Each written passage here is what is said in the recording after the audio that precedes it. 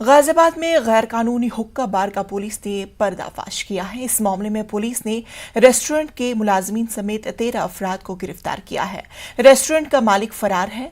इंदिरापुरम इलाके में cafe restaurant की आड़ में हुक्का बार चलाया जा रहा था। पुलिस ने मौके पर से मुख्तलिफ ब्रांड की 17 सील बंद शराब की बोतल, 5 खुली बोतल, 224 बियर की बोतल, 24 पैकेट तंबाकू, 29 हुक्के व दीगर अशिया बरामद किए हैं।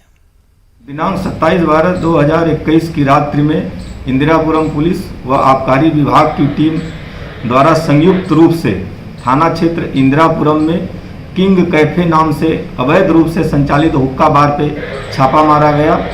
तो वहाँ करीब 20 बोतल देसी विदेशी ब्रांड की शराब व 250 बोतल बियर, करीब 29 हुक्के तथा अन्य नशे की अवैध सामग्रियां बरामद हुई और वहां पे 13 लोग जो हुक्का संचालक और उनके सहयोगी के रूप में थे उनको गिरफ्तार कर लिया गया।